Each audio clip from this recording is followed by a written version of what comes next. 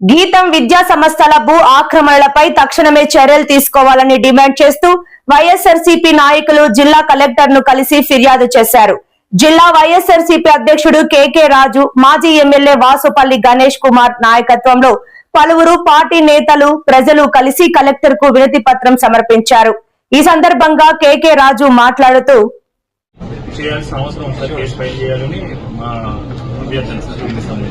ఇవి చూడండి సార్, ఈ రోజు కూడా వర్క్ చేస్తున్నారు. ఈ రోజు మార్నింగ్ కూడా వర్క్ చేస్తున్నారు. మీరేమో స్టాప్ చేశారని చెప్తున్నారు సార్. ఈ రోజు కూడా వర్క్ చేస్తున్నారు.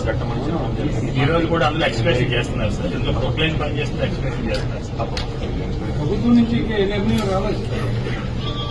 The other day in the council, sir, Lokesh sir said that we have not assigned this land for this Gita. Why you are worrying on this? But once he has he himself uttered that, how can this gentleman go ahead for the construction? On grounds he is going ahead. Press లో స్వయంగా MP గారు కూడా ఇది ప్రభుత్వ భూమి, మా తాతగారి దగ్గర నుంచి మా ఆక్రమణలో ఉందని ఎంపీ గారు కూడా ప్రెస్ లో కూడా చెప్పడం జరిగింది నిర్భయంగా. అంటే ఆయన మేము గవర్నమెంట్ అలాట్ చేసిందని కాదు.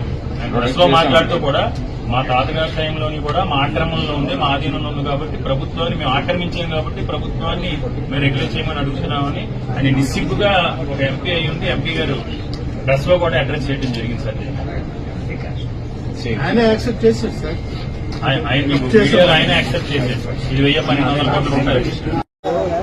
అధికార దుర్వినియోగం పాల్పడి చంద్రబాబు నాయుడు గారి బంధు ప్రీతితో ఒక దౌర్జన్యకాండతో జీవీఎంసీ కౌన్సిల్లో వైఎస్ఆర్ కాంగ్రెస్ పార్టీకి సంబంధించిన కార్పొరేటర్లు కానీ, ఉద్యమంలో కొంతమంది వ్యతిరేకించిన కార్పొరేటర్లు కానీ అనగదొక్కి వారిపై దౌర్జన్యం చేసి కౌన్సిల్లో ఒప్పందం చేసుకున్న తర్వాత ఈ విషయం కోర్టులో పెండింగ్ ఉంది. ఒకవైపు ఆ భూ ఆక్రమణలకు, ఆ భూ క్రమబద్ధీకరణకు సంబంధించి ప్రజలు పెద్ద ఎత్తున పోరాటం చేస్తూ ఉంటే ఈరోజు ఆ భూమిలో రెవెన్యూ అధికారులు ఏర్పాటు చేసిన ప్రభుత్వ బోర్డుల్ని, ఇవి ప్రభుత్వ భూములు, ఆక్రమణదారులు శిక్షార్హులు అని రెవెన్యూ అధికారులు ఏర్పాటు చేసిన బోర్డుల్ని, ఆ ఫెన్సింగ్ ని, ఆ హద్దుల్ని అన్నింటినీ కూడా గీతం యాజమాన్యం తొలగించి గత వారం రోజులుగా అధికార దుర్వినియోగాలకు పాల్పడి ఇది ప్రజాస్వామ్యం కాదు, ఇది రాక్షస రాజ్యం, ఇది మా రాచరికం, ఈ నిశ్చిక్కుగా ఈ భూములన్నీ కూడా మా తాతల కాలం నుంచి కూడా మా అధీనంలో ఉన్నాయి.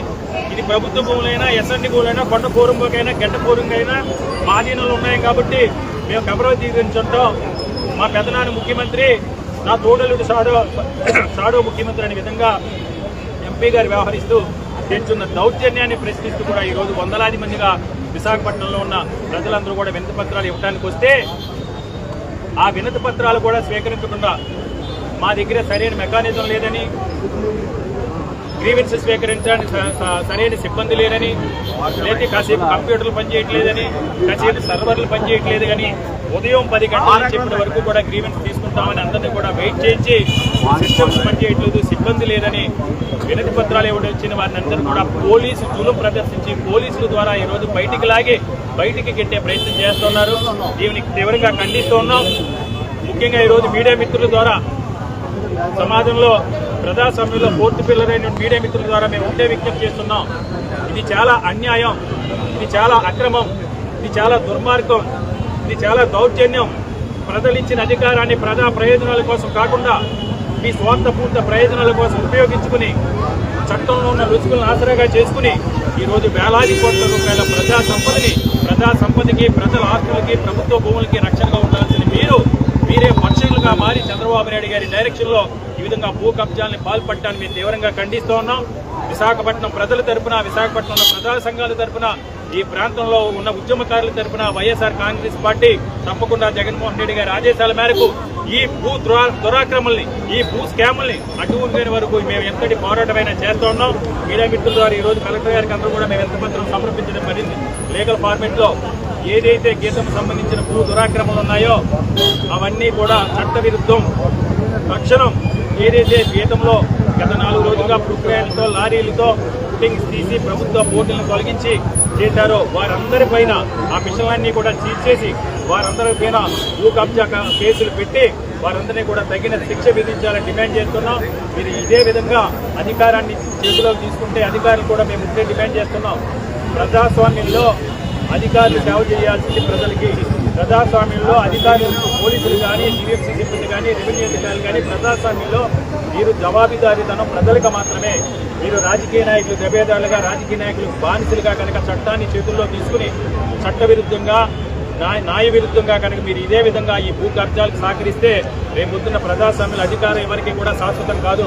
తప్పకుండా రేపు వైఎస్ఆర్ కాంగ్రెస్ పార్టీ అధికారంలోకి వచ్చిన తర్వాత ఎవరైతే ప్రజల ఆస్తిని భక్షించే వారికి సహాయ సహకారాలు అందించే చట్ట విరుద్ధంగా, న్యాయ విరుద్ధంగా మీరు నిబంధనల విరుద్ధంగా వ్యవహరించారో మీరందరూ కూడా రేపు మీరు ఇబ్బంది పడే పరిస్థితులు వస్తాయి.